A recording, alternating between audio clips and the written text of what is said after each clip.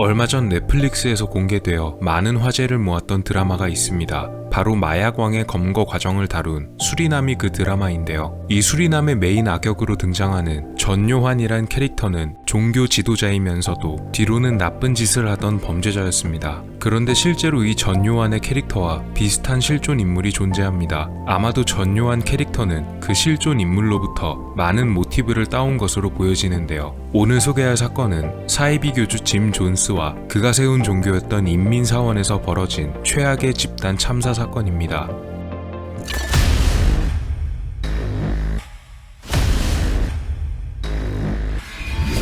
짐 존스라고도 불리는 제임스 워런 존스는 1931년 미국의 인디애나주에서 태어났습니다. 그는 꽤 불우한 어린 시절을 보냈으며 대신 종교 활동에 대단한 열의를 보였다고 합니다. 특히 자라면서 사회주의 사상에 심취하여 사회주의와 평등, 자유 등을 외치며 여러 교회에서 설교를 하기도 했다고 합니다. 그가 설교하던 내용들 중에는 인종차별을 철폐해야 한다는 얘기도 있었는데요. 당시 그가 백인이었음에도 불구하고 인종차별에 반대하는 내용을 말했기에 인기가 꽤 좋았습니다. 그에게는 비밀이 하나 있었습니다. 그는 독실한 개신교 신자였고 표면적으로는 동성애에 반대했음에도 존스 본인은 동성애를 즐겼습니다. 실제로 다른 남자와 관계를 시도하다가 함정 수사에 걸려 검거되기도 했었는데요. 그는 자신의 집회나 설교에서는 동성애를 공식적으로 반대했습니다. 이것은 이미 그가 당시부터 신실한 신앙생활과는 거리가 멀었고 종교를 자신의 목적을 위한 수단으로 삼는 소시오패스에 가까운 성향이었음을 보여줍니다. 그러나 대중들은 이런 이중적인 모습을 몰랐고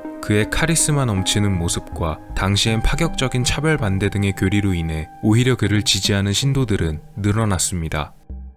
인종차별을 철폐하자고 주장했었던 유명한 인권운동가들이 두 명 있습니다. 바로 마틴 루터킹 목사와 말콤 X라는 이름의 인권운동가입니다. 여러분이 잘 아시는 마틴 루터킹 목사는 비폭력적인 차별 반대 운동을 전개했고 최종적으로는 흑인과 백인이 잘 지내야 한다는 온건적인 성향을 내세운 인물입니다. 반대로 말콤 X는 굉장히 파격적이었는데요. 백인들의 사회에 맞서서 필요하다면 강하게 나가야 한다고 주장하는 등 급진적이면서도 폭력적인 성향을 지녔습니다. 그런데 짐 존스는 이 둘과는 달랐습니다. 킹 목사와 말콤 X가 주장했던 차별 반대는 어디까지나 미국 내부에서 모든 걸 해결해야 한다는 것이었는데요. 존스는 자신의 종교와 자신의 신도들을 데리고 아예 미국을 벗어난 다음 자신들만의 독립된 왕국을 세우겠다는 것이 바로 최종 목적이었습니다. 한마디로 차별 반대라는 인권운동적인 주장은 그의 허울 좋은 구실이었을 확률이 높습니다. 존스는 오직 그만을 위한 왕국이 필요했고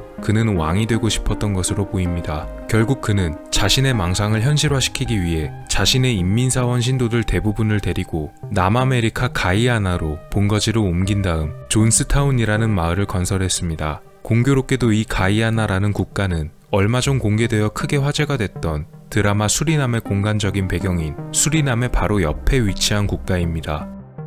사회주의적, 공산주의적 색채가 강했던 만큼 인민사원의 신도들이 모여 만든 존스타운은 모든 수익은 공동체가 공평하게 배분한다는 지극히 유토피아적인 슬로건을 내세웠는데요. 실제로 존스타운의 신도들은 평등했습니다. 왜냐면 모두가 평등한 노예나 마찬가지였기 때문입니다. 그들은 집단 농장에서 힘들게 일해야만 했으며 서로가 서로를 감시하는 무서운 집단 사회였습니다. 게다가 집단 농장에서 개인에게 할당됐던 자신의 할당량을 채우지 못할 경우 구타를 당했고 견디지 못하고 도망치려는 신도들을 막기 위해 무장한 경비원들을 곳곳에 배치해뒀습니다. 제대로 된 설비조차 된 것이 없어서 의사가 단 한 명밖에 없었는데 그마저도 제대로 된 의사라고 부르기에는 도덕적으로 문제가 많은 사람이었습니다. 이런 열악한 환경 때문에 불만이 많았던 대다수 신도들을 통제하기 위해 존스는 신도들에게 정기적으로 마약을 투여함으로써 그들을 컨트롤하기도 했다고 합니다. 마약을 통한 신도들의 통제를 제안한 것은 놀랍게도 방금 잠시 설명했었던 마을의 유일한 의사의 의견이었습니다. 레리 샤우트라는 이름의 이 의사는 존스가 공식적으로 의대를 마칠 수 있도록 의대생 시절부터 후원했다고 알려졌습니다. 존스가 키워낸 의사라고 봐도 과언이 아닌데요. 존스타운 사건 이후에 이어진 수색 중 창고에 보관 중이던 다량의 마약이 발견되었기에 신도들을 통제할 수단으로서 마약을 사용한 것이 기정사실화되었습니다. 이 의사는 신도들 통제뿐만이 아니라 존스타운에서 일어난 비극적인 최후에도 큰 기여를 했던 것으로 이후 조사에서 밝혀지게 되었습니다.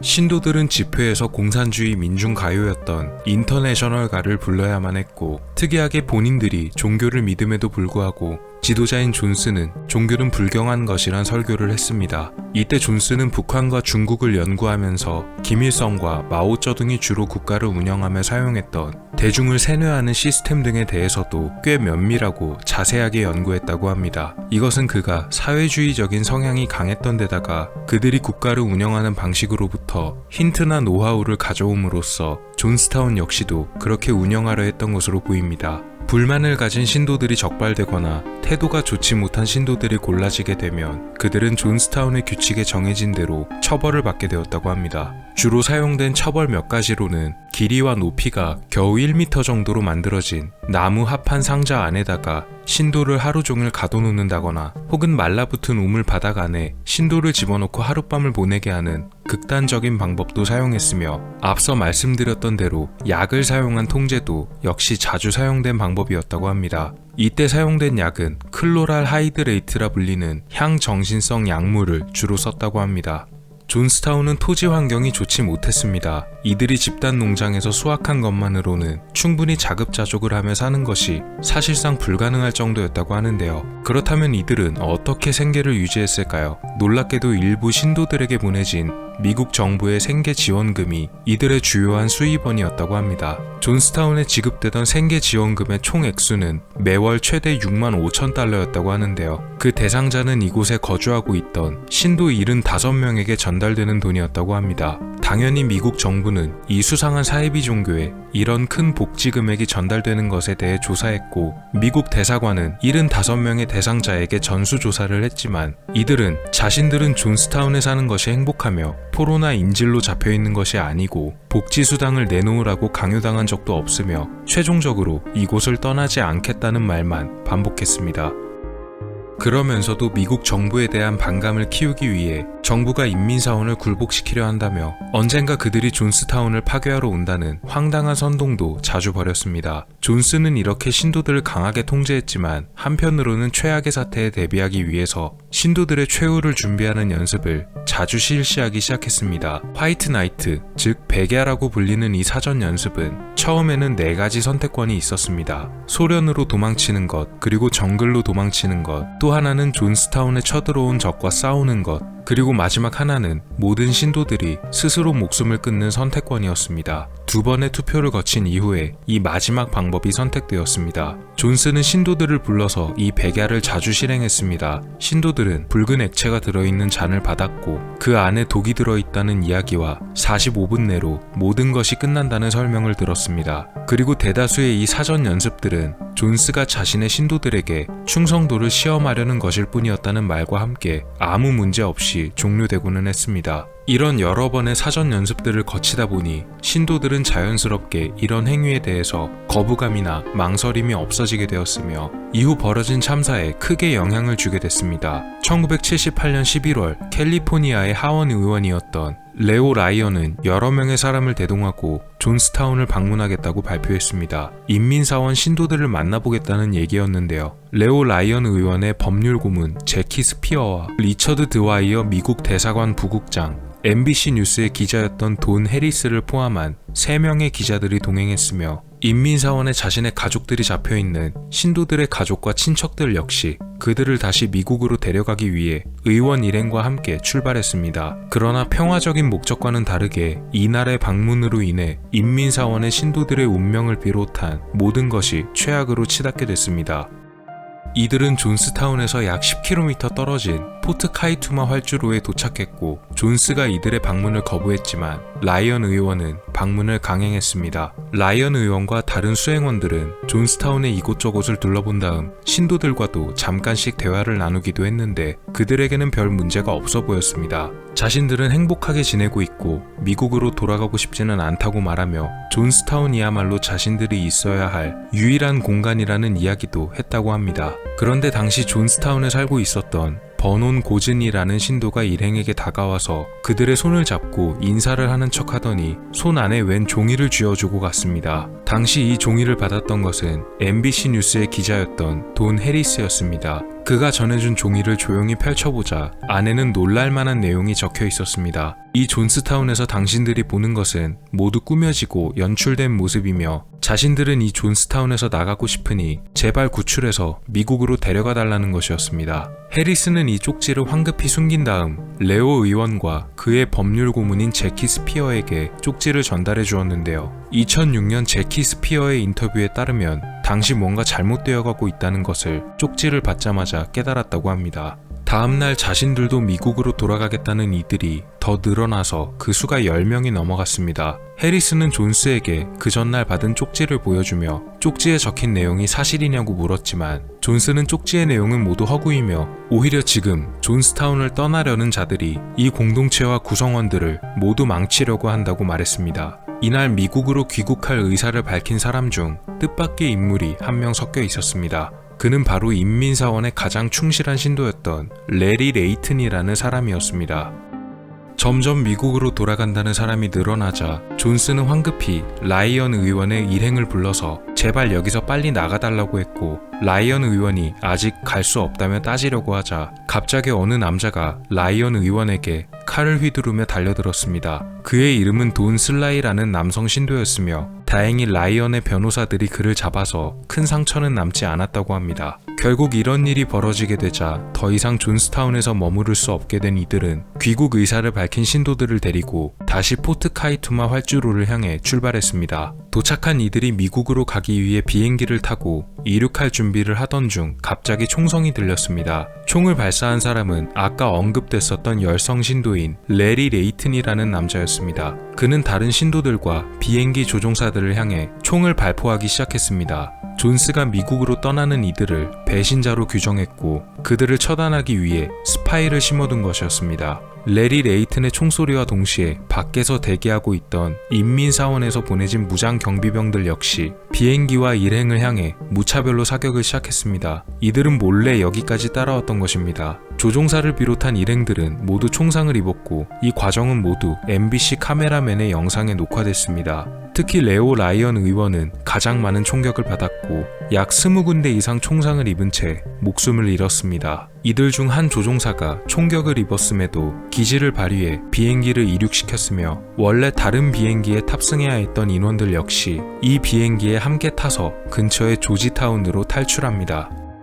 한편 활주로에서 이런 충격적인 총격이 벌어지는 동안 존스타운에서도 역시 무서운 일이 일어났습니다. 존스는 존스타운의 의사였던 레리 샤우트를 불러 신도들에게 진짜로 먹일 독약을 제조하게 했습니다. 레리 샤우트는 그동안 존스타운에서 사용되었던 마약과 향정신성 약물들을 한 군데에 모두 섞은 다음 마지막으로 청산가리를 집어넣어 독극물을 제조합니다. 당시 존스타운에 남아있던 신도들은 약 900명 정도로 이들이 모두 마실 독극물을 제조하기 위해서 대량의 드럼통들과 욕조가 사용되기도 했고 마시기 쉽도록 가루로 된 음료수를 섞어 제조했습니다. 존스는 방송으로 신도들에게 백야의 시간이 왔다며 마치 다시 백야 연습을 하는 것처럼 신도들을 한 군데로 불러 모아 독약을 먹게 했고 신도들 역시도 의심 없이 독약을 받아 먹었다는데요. 다만 이 부분은 조금 문제가 있는 것이 이 당시 신도들 중 일부는 이걸 거부했지만 강제로 붙잡힌 다음 독극물을 마시거나 주사기를 통해 주입을 당했다고 합니다. 당연히 약을 제조했던 레리 샤우트 역시도 이 독극물을 먹고 목숨을 잃은 채 발견되었고 존스는 특이하게 이걸 마셨는데도 불구하고 총상을 입은 상태로 발견되었다고 합니다. 이런 참사에도 살아남은 생존자들은 있었습니다. 이들은 백야를 위해 모이라는 연설이 있었을 때 위험을 감지하고 미리 도망쳤거나 어떤 이는 귀가 잘 안 들려서 참석하지 않았다가 살아남기도 했다고 합니다.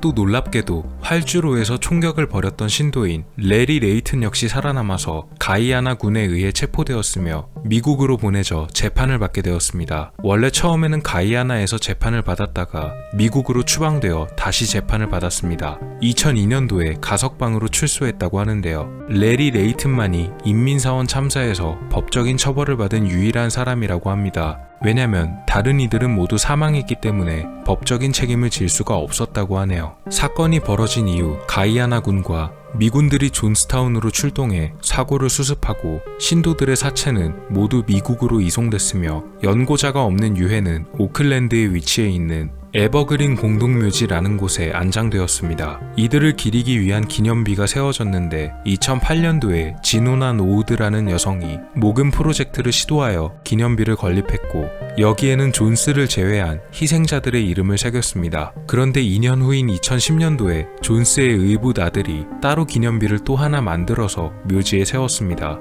여기에는 존스의 이름도 새겨져 있었으며 당연히 다른 유가족들의 항의가 뒤따랐습니다. 지노나 노우드는 이것이 희생자들에 대한 모욕이라며 법원에 기념비를 철거해달라는 소송을 냈지만 법원에서는 그녀의 소송을 기각했고 결국 추모단체가 둘로 나눠지게 되기도 했습니다. 당시 레오 라이언 의원 등과 함께 사건을 겪었던 제키 스피어는 총상을 입었지만 살아남았고 정치계에 입문하여 의원으로 활동했습니다. 기자 돈 해리스에게 존스타운의 실상을 알리며 구출해달라는 쪽지를 건넸던 신도 중 한 명인 버논 고즈니는 하와이에 살며 경찰로 근무했고 2021년에 68세로 눈을 감았습니다. 여러모로 이 짐 존스의 캐릭터는 여러가지 비슷한 캐릭터들에게 영향을 줬는데요. 최근 넷플릭스에서 공개되었던 드라마인 수리남의 메인 악역 전요한의 컨셉에 많은 모티브가 됐습니다. 사실상 사입이나 다름없는 종교 지도자의 모습, 그리고 자신만의 왕국을 건설하려던 광적인 면모, 또 신도들을 자기 맘대로 통제하기 위해서 마약까지 먹이던 모습 등은 그와 매우 닮았습니다. 아직까지 해명이 안 되어 있는 약간 미스터리한 부분이 존재하고 있습니다. 당시 짐 존스는 최후의 참사 때 녹음 테이프를 남겼는데 이 테이프가 두 개가 존재한다는 것이었습니다. 한 개는 참사가 진행되는 동안 남겨졌던 테이프인 Q042라는 이름이 붙은 테이프이고 참사 다음날에 녹음된 것으로 추정되는 Q875라는 테이프가 존재했습니다. 이 875번 테이프에는 레오 라이언의 죽음에 대해 안타깝다고 말하는 내용이 담겨 있었는데요. 이미 모든 신도들이 사망한 그 다음날에 누가 무슨 목적으로 이런 내용을 녹음한 것일까요? 존스가 19일까지 살아있었을 것이라고 추측하는 의견들도 존재하고는 있지만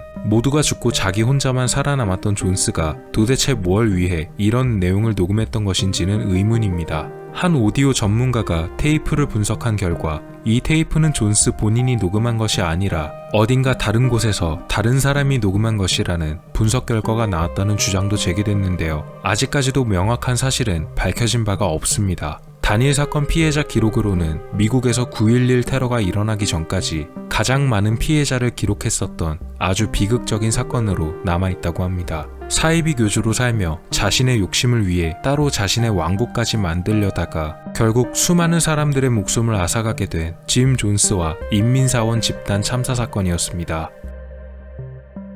오늘 미스터리 어떠셨나요? 여러분의 구독과 좋아요의 힘으로 다음에도 재밌는 미스터리로 찾아오겠습니다. 미스터리 큐브였습니다. 감사합니다.